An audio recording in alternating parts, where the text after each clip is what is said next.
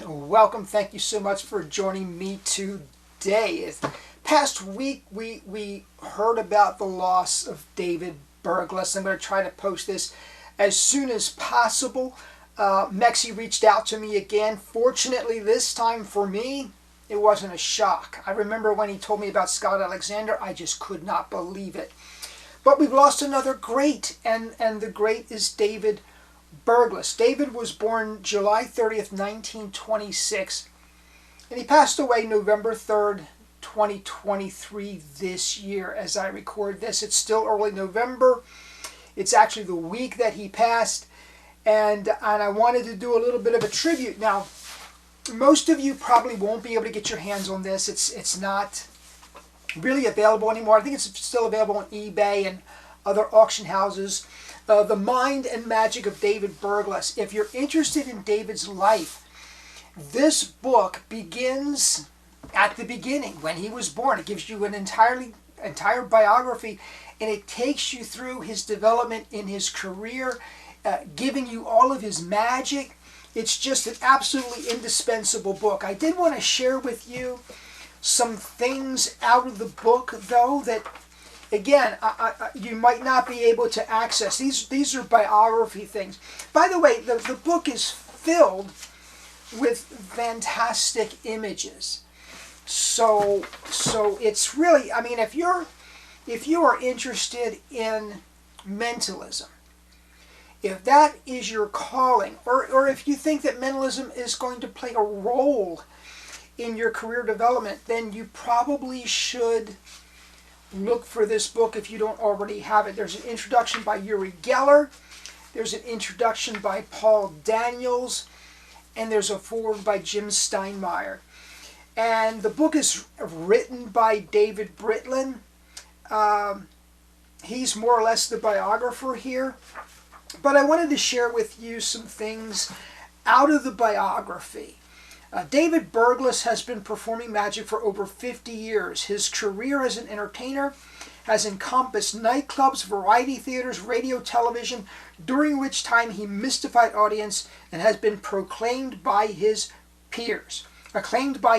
His magic remains distinctive, baffling in the extreme, and inexplicable even to those well-versed in magical techniques.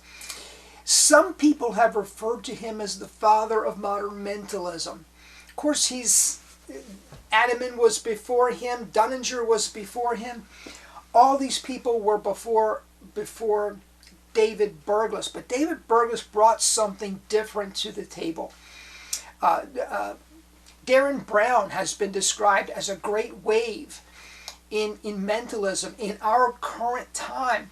But if you go back just a little way, David Berglas was that wave. And so to call him the father of modern mentalism is not so far off base.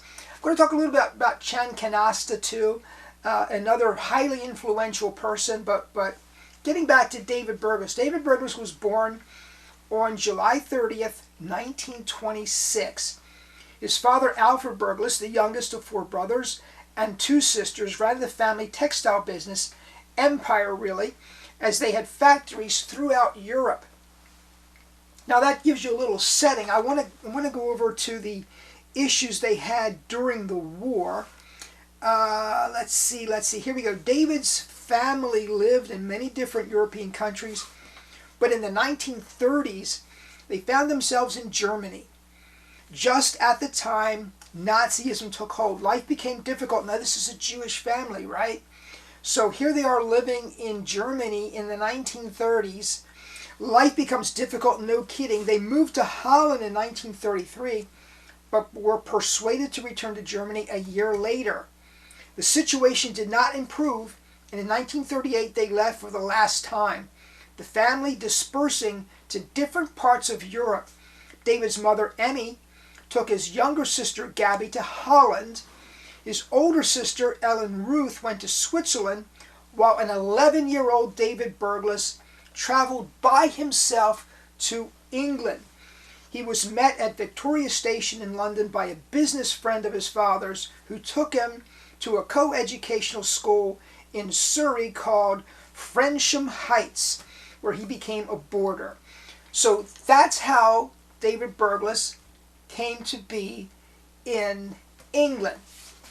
I just wanted to share that little bit with you because you can go on the internet and you can Google and you can get some really great biographical information on David Berglas. I don't think you get that detail though, so I wanted to share that with you.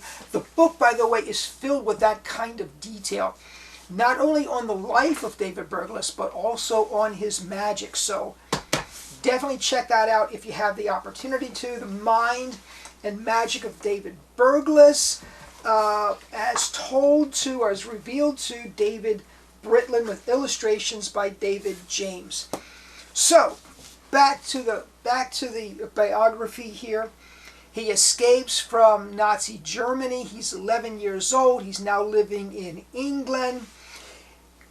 Fast forward just a little bit. Now David is 19 years old. He wants to get into the army effort. The war is still raging. World War II is still on. He is now 19 years old.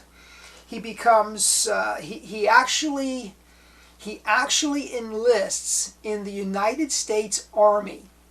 Long story, but the long story short, he becomes accepted into the intelligence service of the U.S. Army. He serves 18 months at the end of World War II. Berglas became interested in magic in 1947, so just shortly after the war. He's visiting Ken Broke's magic shop, becomes interested in magic. It becomes his life obsession. We understand what that feels like, don't we? Becomes his life obsession. Later it becomes his life's calling and mission, which he takes to new heights that are just have not been touched by anyone else. He is famous, no doubt, for the Berglas Effect. Let me give you a little bit of information on that. In the 1950s, David Berglas created what is now known as the Holy Grail of card magic. Here's basically the way it goes. A borrowed deck.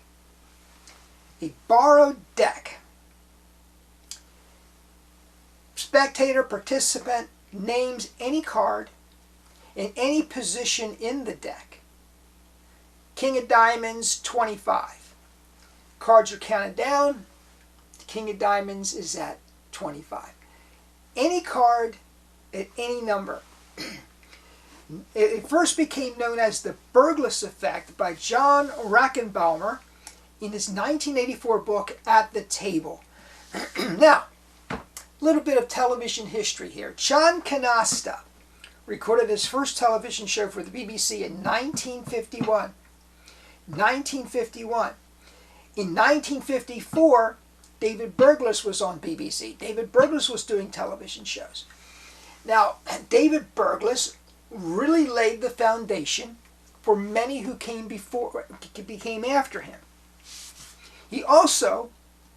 David Berglas also was the consultant on many different films, including 1967 version of Casino Royale with Orson Welles, Stanley Kubrick's Barry Lyndon, Albert Broccoli's Octopussy with Roger Moore, George Lucas's Willow starring Warwick Davis in 1988, and Tim Burton's Batman 1989. So, the influence of David Berglas, he's inspired so many performers, so many magicians today.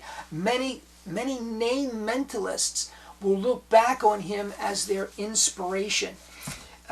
Anyway, folks, David Berglas, great person, great man, great contributor to our art, passed away November 3rd, 2023. I hope you've enjoyed this tribute. Mex, thank you so much for asking. Please comment down below if you have anecdotes, if you have stories, something I missed. Please add it in the comments down below. Please subscribe if you've not done so already. Thank you so much for joining me. Have a great day.